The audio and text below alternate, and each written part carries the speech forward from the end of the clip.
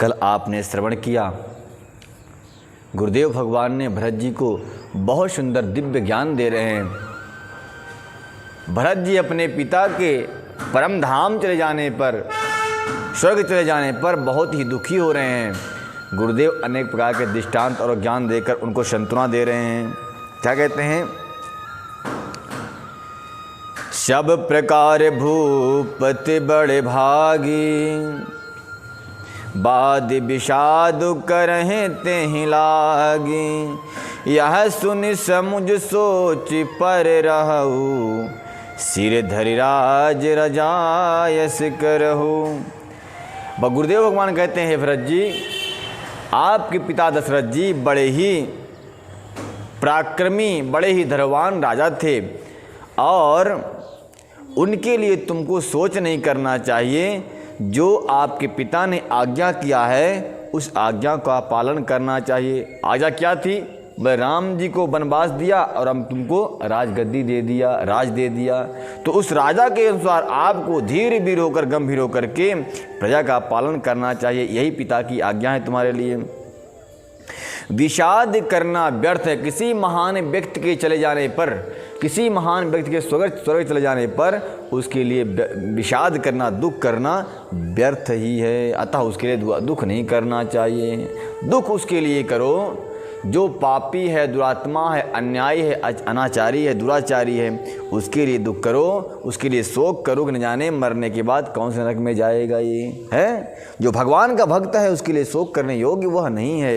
वो तो प्रसन्नता करने योग्य है। जहाँ गया है, जिस धाम में जाएगा, स्वर्ग में जाएगा, सारे के सारे जो पितर लोग पड़े हैं नरक में, उसके स्वर्ग में जाने पर सब पितर जो है तर जाएंगे, मोक्ष को प्राप्त कर लेंगे। इसलिए यह सुनि समुझ सोच पर रहु, सिर धरि राज रजायस करहु। इसलिए हे भरत जी, यह सुनकर समझ करके सोच त्याग दो और राजा की आज्ञा सिर चढ़ा करके तदनुसार कार्य करो।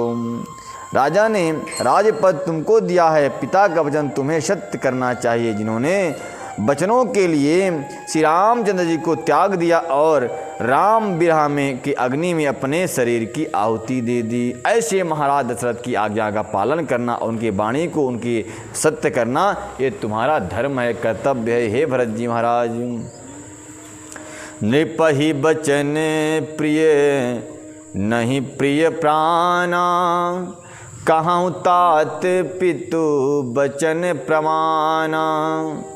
करहूँ शीश धरि भूप रजाई, है तुम जय सब भांति बना भलाई।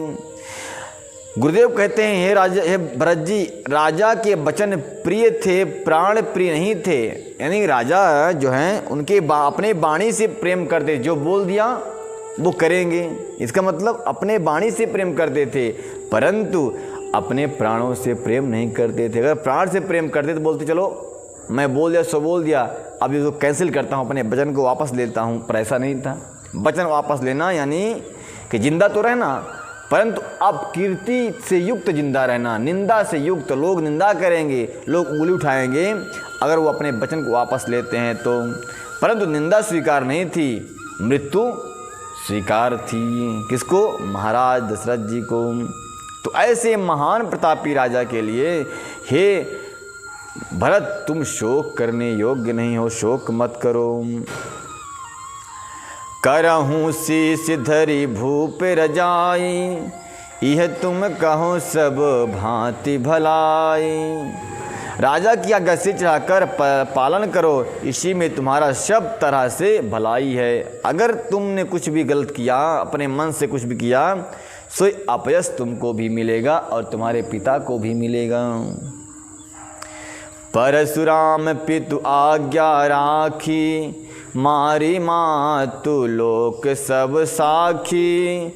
तनय जजाति जौबन दायक, पितु आज्ञा अग आज सुना भाय। कहते हैं कि अगर माता और पिता दोनों में शर्त लगे तो पुत्र को अपने पिता को ही स्वीकार करना चाहिए, पिता को ही पकड़ना चाहिए। अगर माता की तरफ खड़े हो जाए, पिता की तरफ खड़े हो जाए, तो पुत्र को पिता के पक्ष में ही खड़ा ही होना चाहिए, तभी उसका कल्याण होता है। नहीं तो नहीं होगा। क्यों? क्योंकि बड़े बड़े ऋषियों महात्माओं ने ऐसा ही किया है। परशुराम जी महाराज अपने पिता की आज्ञा से अपने मैया को मार दिया था, सर धड़ से अलग कर दिया। उसका अलग दृष्टांत है, अलग कथा है, वो कभी भागवत में मौके वाले सुनने को मिल जाएगा। तो उन्होंने, पिता ने आज्ञा किया, बेटा अपनी मैया को मार दो। पुत्र ने उठाया फरसा और सर धड़ से अलग। परंतु परशुराम जानते भी थे कि हमारे पिताजी खुश हो जाएंगे तो जो मैं वरदान मांगूंगा वही दे देंगे। तो मार तो दिया मैया को। अब जब पिताजी खुश हो गए, बोले वाह धन्यवाद, गुड बॉय। मेरे अपने पुत्र को बोले, मेरा पुत्र बहुत अच्छा है, अब बेटा बोलो तुम्हें क्या चाहिए। आज का बेटा होता तो बोलता, पापा मुझे स्मार्ट मोबाइल दे दो एक। हाँ, पर परशुराम जी ऐसा नहीं किया।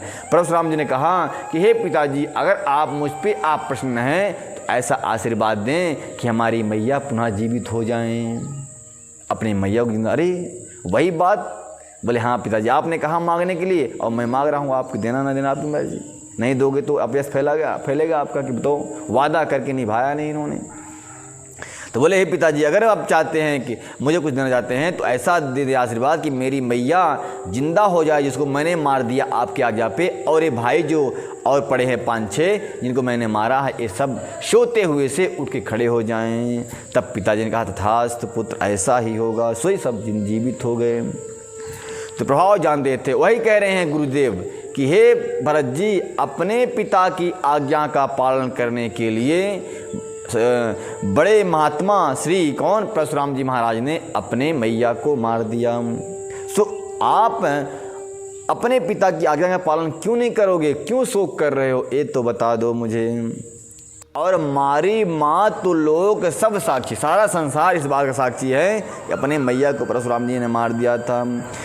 तने जजाति ही जो बनुदायक, पित्वाज्ञा अघ अजसुन बदवायक। पिता की आज्ञा पालन करने से उन्हें पाप और अपयश नहीं हुआ है। नहीं तो पाप लग जाता ना, क्यों मारा अपने माँ को? बोले पिता की आज्ञा। तो पिता की आज्ञा का पालन करने से वो भी अपराध, उनको कोई भी अपराध अपयश नहीं लगा। अनुचित उचित विचारु तजी जो पालहि पितुबैन, ते भाजन सुख सुजस के सब बसहि अमर पत एन। कहते हैं पिता की आज्ञा को पालन करने के लिए पुत्र को कोई भी तर्क और वितर्क नहीं करना चाहिए। पिता ने कहा बेटा ये आम है कि मूली है, तो पिता जो कह दे कि ये आम है तो पुत्र को कहना चाहिए हाँ ये आम ही है। पिता से बैर करने वाले के पास पुत्र को कभी नहीं जाना चाहिए, उसका परित्याग कर देना चाहिए। ऐसा है, पिता की आज्ञा सर्वोपर पुत्र के लिए, सर्वोपरि पुत्र के लिए होती है, उसको मानना चाहिए, जानना चाहिए। तो अनुचित है कि उचित है, ऐसा विचार नहीं करना चाहिए। ताजि दे पालक पितुबैन, जे ते भजन सुख सुजस के बसहि अमर पतियन। कहते हैं इंद्रपुरी स्वर्ग में निवास करते हुए वह सुख और सुयश को प्राप्त करता है जो पिता की आज्ञा का पालन करता है। अब सीन रे से बचन फुरा करहु, पालहु प्रजा शोक परिरहु। सुरपुर नृप परहि पर तोसु, तुम कहु सुकृतो सुजस नहीं दोसु। राजा के वचन अवश्य सत्य करो, शोक त्याग दो और प्रजा का पालन करो। ऐसा करने से पालो प्रजा शोक परिरहु, शोक को त्याग कर प्रजा का पालन करो। और सुरपुर नृपरहि पर तोसु, जो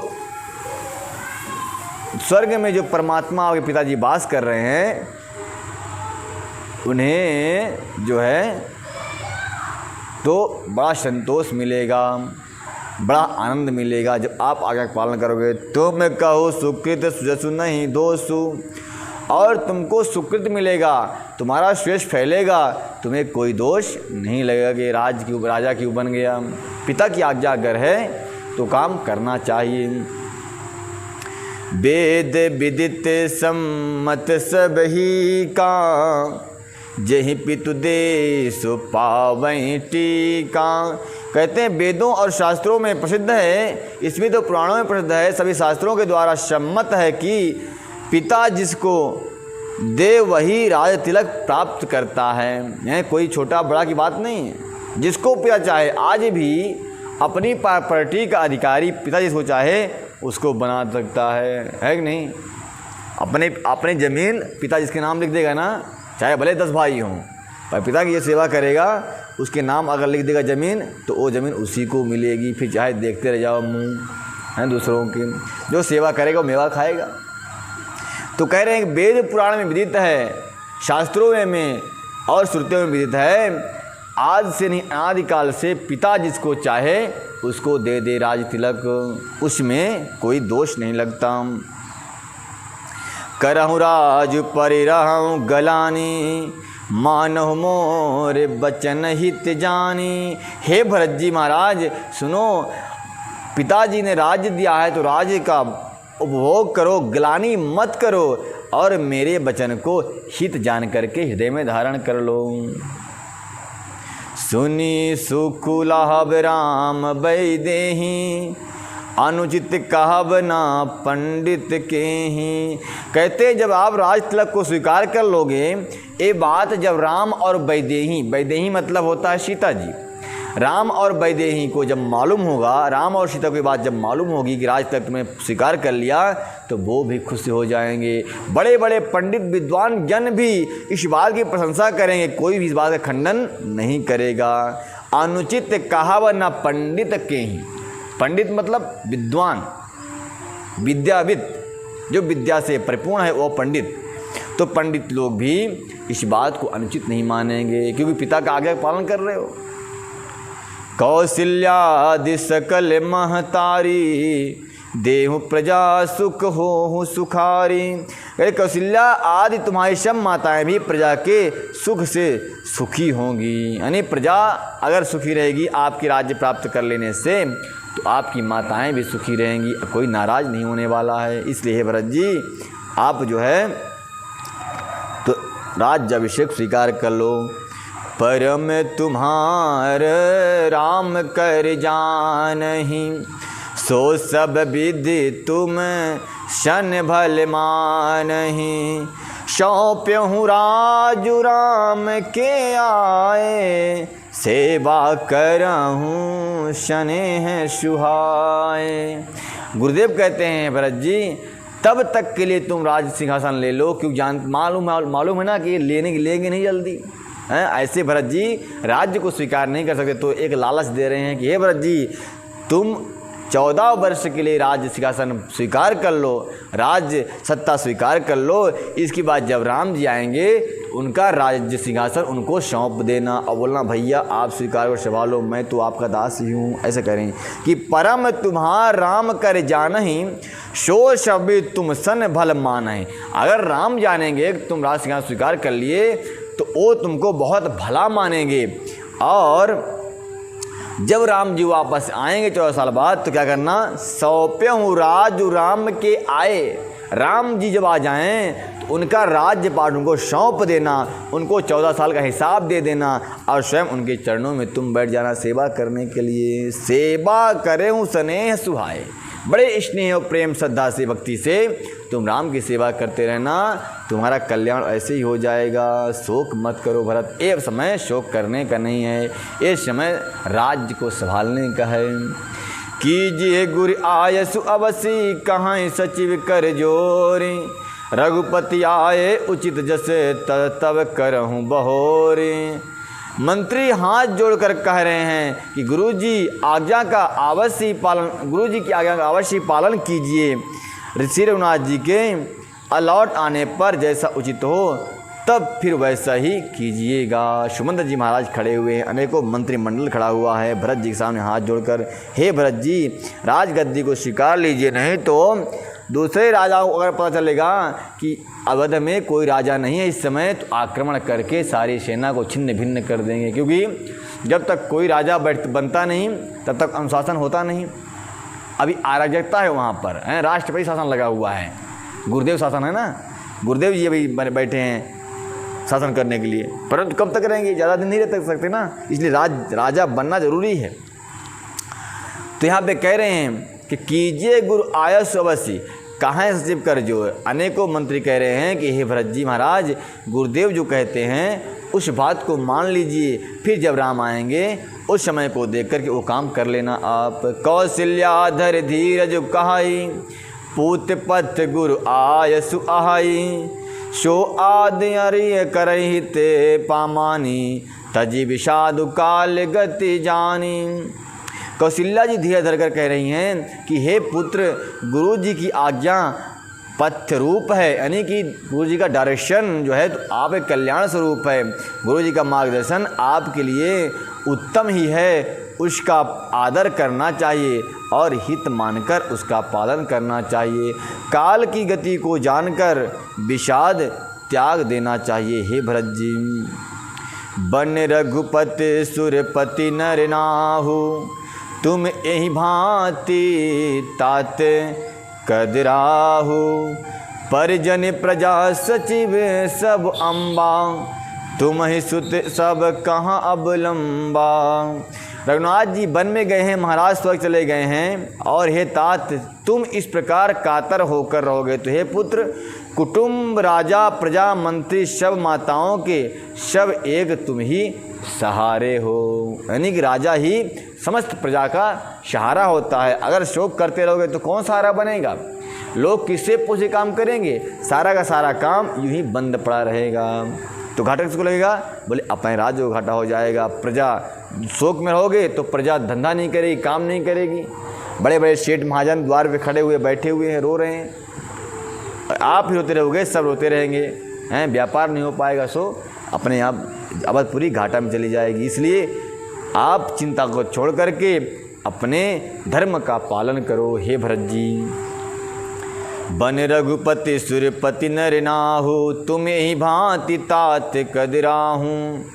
रघुनाथ जी बन गए हैं, महाराज स्वर्ग चले गए, और हे तात तुम इस प्रकार कातर रहोगे तो कुटुंब का पालन कौन करेगा? लखी विधि बाम काल कठिनाई, धीरज धरहूँ मातु बल जाई, सिर धर गुरु आयस अनशरहु, प्रजा पाले परिजन सुख राहु। विधाता के प्रतिकूल और काल को कठोर देखकर धीरज धरो, माता तुम्हारी बलिहारी जाती है। गुरु की आज्ञा को सिर चढ़ाकर उसी के अनुसार कार्य करो और प्रजा का पालन और कुटुंबियों को सुख पहुंचाना अब तुम्हारा ही काम है। ऐसा माता कौशल्या समझा रही भरत जी को। गुरु के बचन सचिव अभिनंदनु, सुने भरत हित हिय जनु चंदनु, सुनी बहोरी मातु मृदुबानी, शील स्नेह सरल रस जासानी।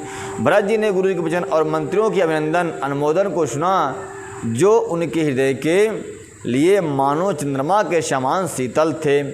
फिर उन्होंने शील स्नेह और सरलता के रस से सनी हुई माता कौशल्या को वाणी को भी सुनी। कि मतलब माता जी भी वही बात कह रही हैं, गुरु जी भी वही बात कह रहे हैं, मंत्रिमंडल भी उसी बात का अनुमोदन कर रहा है। सो हमको इनकी बात मान लेना चाहिए। शानी सरल से मातु बनी, सुने भरत व्याकुल भय, लोचन सरोहर स्रवत सींचत बिरा उर अंकुर नये, शो दशा देकर समय तहि बिसरी समय सुदेह की, तुलसी सराहत सकल सादर शिव सहज स्नेह की।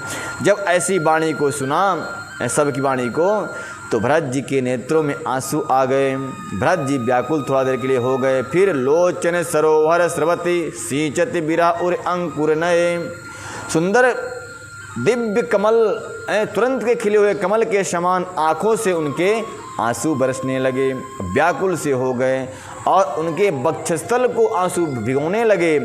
और कहते हैं सो दशा देखा समय ते बिसरी समय सुदेह की। भरत जी की ऐसी दशा को देख करके सारे लोग जो वहाँ पर खड़े थे सब अपने तन की सुध ही भूल गए। तुलसीदास जी कहते हैं कि तुलसी सराह सकल सादर शिव सहज स्नेह की। बोले ऐसा अवधपुरी का एक दूसरे के प्रति स्नेह जो है, या सराहने योग्य है। तुलसी सराहत सकल सादर, बड़े प्रेम और आनंद से सम्मान के साथ ऐसे स्नेह प्रेम को तुलसीदास जी सराहना करते हैं कि देखो इतना स्नेह प्रेम कितना भारी है कि एक दूसरे के बिना सब अपने आप को अधूरा समझते हैं। भरत जी राम के बिना अधूरा और राम जी भरत जी के बिना अधूरा, कोई राजगद्दी लेने की इच्छा नहीं था रहा। और भरत सकल कमल कर जोर, धीर धुरंधर धीर धरि, बचन अमेजन बोर देते उचित उत्तर सबही। कहते हैं धैर्य की धुरी को धारण करने वाले भरत जी धीरज धरकर कमल के समान हाथों को जोड़कर वचनों को मानो अमृत में डूबो करके उचित उत्तर देने लगे। इतना समझाने के बाद भी उचित उत्तर दे रहे हैं। कौन उत्तर है देखिए इसमें क्या लिखा है। भरत जी कहते हैं गुरु जी ने मुझे सुंदर उपदेश किया है, फिर प्रजा मंत्री आज सभी को यह समस्त सम्मत है कि माता कि मैं वही काम करूं जो गुरुदेव कह रहे हैं, राज स्वीकार कर लूं। और माताओं का भी माता ने समझाकर भी यही आज्ञा दी है कि मैं राज स्वीकार करूं, और मैं भी अवश्य उसको सिर चढ़ाकर वैसा ही करना चाहता हूं। करूंगा नहीं, करना चाहता हूं। इसका मतलब कुछ प्रश्न इनके मन में है। और परंतु गुरु पितुमात स्वामी हित बानी, सुनि मन मुदित करें भल जानी, उचित की अनुचित किए विचारू, धर्म जाए सिर पातक भारू, धर्म जाए सिर पातक भारू। भरत जी कहते हैं गुरुदेव ने, माताओं ने और मंत्रियों ने वही बात कही है, परंतु इन सब की वाणी सुनकर प्रसन्न मन से उसे अच्छी समझकर करना या मानना चाहिए। उचित अनुचित का विचार करने से धर्म जाता है और सिर पर पाप चढ़ जाता है, ऐसा भरत जी कह रहे हैं। परंतु तुम तो देहु सरल सिख सोई, जो अचरत मोर भल होई, यद्यपि यहाँ समुझत काहोनी के, यद्यपि होत परितोष जी के। कहते हैं कि हे माता, हे मंत्रिमंडल जो यहाँ पर खड़े हुए समस्त लोग जो हैं, एक आज्ञा ऐसी भी कर दो जिसको प्राप्त करके मेरा मन संतुष्ट हो जाए। अभी राजसत्ता को प्राप्त करके मन संतुष्ट नहीं हो रहा है। क्या है वो? आप तो मुझे वही सरल शिक्षा दे रहे हैं जिसकी आचरण करने से मेरा भला हो। यद्यपि मैं इस बात को भली बात समझता हूँ तथा मेरे हृदय में कोई संतोष नहीं होता। संतोष कैसे होगा? तो अब तुम बिनय मोर सुन लेहू, मोहि अनुहरत सिखावन देहू, और उत्तर दे क्षमौ अपराधु, दुखित दोष गुण नागा नहीं साधु। भरत जी कह रहे हैं कि सारी बातें आपने वो बात कही जो मुझे सुख मिले, राज तिलक ले लूँ, राज गद्दी में बैठ जाऊँ, सत्ता को संभाल लूँ, ये तो मुझे सुख देने वाला है, लेकिन मेरे मन को सुख देने वाला नहीं है। तो अब प्रश्न कर रहे हैं कि आप लोग मेरी विनती सुन लीजिए और मेरी योग्यता के अनुसार मुझे शिक्षा दीजिए। मैं उत्तर दे रहा हूँ, यह अपराध क्षमा कीजिए। साधु पुरुष दुखी मनुष्य के दोष गुणों को नहीं गिनते, नहीं देखते। उसी प्रकार से हे गुरुदेव, हे माता पिता, हे सगे संबंधी, आप मुझे क्षमा कर देना। मैं आपको उत्तर दे रहा हूँ, उसका उत्तर में जो भी आपको जैसा लगे उस तरह से मुझे समझा देना। पितु सूर्यपुर सिया राम बन, करन कहूँ मुहि राजू, यही तेजा नहु मोर हित, के आपन बड़ काजू। भरत जी कहते हैं पिताजी सुरलोक चले गए, राम सिया वन को चले गए, और मुझे आप राज देने के लिए कह रहे हैं। इसमें आप मेरा कल्याण समझते हैं या अपना कोई बड़ा काम होने की आशा रखते हैं। सबसे ऐसे प्रश्न कर दिया कि पिताजी स्वर्ग, बड़े भैया वनवास और मैं राजसत्ता में बैठ जाऊं, इसमें मेरा भला है या आप लोगों का भला है, इस बात को बता दीजिए। और इतना ही नहीं, हित हमार सियापति सेवकाई, शो हर लीने मात कुटिलाई। मैं अनुमान दिख मन माही, आन उपाय मोर हित नाही। कहते हैं मेरा कल्याण तो सीता पति श्री राम जी के चरणों में चाकरी में है और किसी में मेरा कल्याण नहीं है। फिर हे गुरुदेव, आप राज सिंहासन देकर मेरा कल्याण कैसे हो कह रहे हैं। श्री राम जी और सीता जी के चरणों में सो उस माता की कुटिलता ने छीन लिया है। जिस राम के चरणों में मेरा कल्याण था, उनकी सेवा में कल्याण था, माता के कुटिलपन ने उन चरणों को छीन लिया, मुझसे दूर कर दिया। और मैंने अपने मन में अनुमान करके देख लिया कि दूसरे किसी उपाय से मेरा कल्याण नहीं हो सकता। रामचरण के बिना, राम के कृपा के बिना हमारा कल्याण किसी भी विधि में, किसी भी युग में कहीं भी नहीं हो सकता। हे गुरुदेव, ये मेरी प्रार्थना है आपसे। प्रार्थना क्या है? शोक समाजु राजु के ही लेखे, लखन राम सिया बिनु पद देखे। बादि बसन बिनु भूषण भारू, बादि बिरति बिनु ब्रह्म विचारू। कह रहे हैं भरत जी, हे माता, हे गुरुजन, यह शोक का समुदाय राज लक्ष्मण और श्री रामचंद्र जी और सीता जी के चरणों को देखे बिना किस गिनती में है, इसका क्या मूल्य है। कहते हैं रामचंद्र के चरणों को देखे बिना जो मुझे शोक हो रहा है, वह शोक राज्य के नष्ट हो जाने पर कभी नहीं होगा।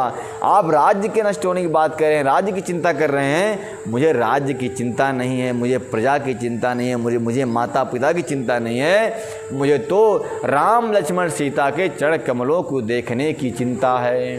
कब मौका मिले कब देख लूँ हे प्रभु गुरुदेव। और जैसे कपड़े के बिना गहनों का बोझ व्यर्थ होता है, वैराग के बिना ब्रह्म विचार व्यर्थ होता है, ठीक उसी प्रकार से रामचंद्र के बिना, सीता के बिना, लक्ष्मण जी के बिना ये राज्य सत्ता व्यर्थ ही है। मतलब कोई किसी को कितना भी गहना पहना दो, 16 श्रृंगार कर दो उसका, और कपड़े ना पहने तो कैसा लगेगा। सही वो कह रहे हैं उसी तरह से हम भी लगेंगे। राम सीता सामने हों तो कुछ सत्ताधिकार करने में अच्छा लगता है। मेरी प्रशंसा कौन करेगा? मान लीजिए बहुत हाईएस्ट नंबर लेके आ जाओ आप, 99% रिजल्ट, और प्रशंसा करने वाला माता पिता कोई ना हो तो व्यर्थ ही है ना। इसलिए इन सब के रहते हुए जब हम अच्छा काम करें, सब देखें और सब खुश हो जाएं, तभी तो अच्छा है, तभी तो कल्याण है। और ख़ासकर वो देख ले आपको अच्छा काम करते हो जिससे आप परम प्रेम करते हैं, वो कह दे थैंक यू, बहुत अच्छा काम किया आपने, धन्यवाद, गुड वर्क। तो वहाँ पे जो आपको आनंद और प्रसन्नता होगी वह कहीं और किसी और कहने से नहीं होगी। वही तो भरत जी महाराज कह रहे हैं कि मैं कितना भी अच्छा काम करूँ यहाँ, राम जी अगर धन्यवाद नहीं कहेंगे तो किस काम का। राम के बिना तो मैं कुछ भी प्राप्त नहीं करना चाहता। सहज शरीर बादी बहु भोगा, बिनु हरि भगत जाय जप जोगा।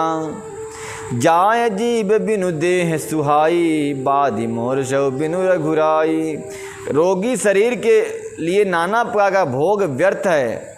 जैसे मान लो कोई सी शरीर में रोग लग गया हो, अब बोलो बेटा आओ तुम 56 भोग खा लो, और 56 भोग में हो सकता है कहीं मिश्री भी रखी हो, 56 भोग है, बासुंदी रखी, अरे बासुंदी नहीं खाऊंगा शुगर बढ़ जाएगी, तो उसके लिए 56 भोग तो व्यर्थ ही है ना। कह रहे जिस प्रकार से रोगी शरीर के लिए अनेक प्रकार का भोग व्यर्थ होता है, श्री हरि की भक्ति के बिना उसी प्रकार से जप और योग व्यर्थ होता है। जो हरि का भक्त नहीं हो जप नहीं कर सकता, और जब करे भी और हरि की भक्ति उसके मन में नहीं है तो उसको सिद्धि प्राप्त नहीं हो सकती, उसका वह जप व्यर्थ ही है। और क्या व्यर्थ है? जीव के बिना सुंदर देह व्यर्थ है। जीव मतलब आत्मा, समझ गए बात का। आत्मा सुंदर, कोई शरीर से आत्मा निकल जाए, प्राण निकल जाए, अब उसको श्रृंगार कर दो, 16 श्रृंगार, और खूब गहने पहना दो, अब उसको अच्छा लगेगा, उसको सुंदर लगेगा? वो उसको देख कर भी डर लगेगा, ये तो मरा हुआ है, भूत ही है, एक देख कर भी डर लगेगा उसको, भाई चाहे भले कितना भी सजा दो उसको। कहते हैं जीव के बिना जिसका शरीर कितना भी सुंदर हो पर अच्छा नहीं लगता, व्यर्थ हो रहता है, उसी प्रकार से रघुनाथ जी के बिना मेरा सब काम तुच्छ और व्यर्थ ही है। मैं उनके बिना कुछ और करना ही नहीं चाहता। जाऊँ राम पहीं आय सुदेव, अब आज्ञा मांग रहे हैं कि मैं राम जी के पास जाऊंगा, हे गुरुदेव मुझे आज्ञा दे दो, और एक ही आँख मोर हित एहु, मेरा एक ही उद्देश्य है, एक ही लक्ष्य है कि राम जी के पास जाऊंगा और राम को बुला करके अपने अयोध्या का सिंहासन दे दूंगा। भरत जी कौन है? बोले भरत भक्त हैं।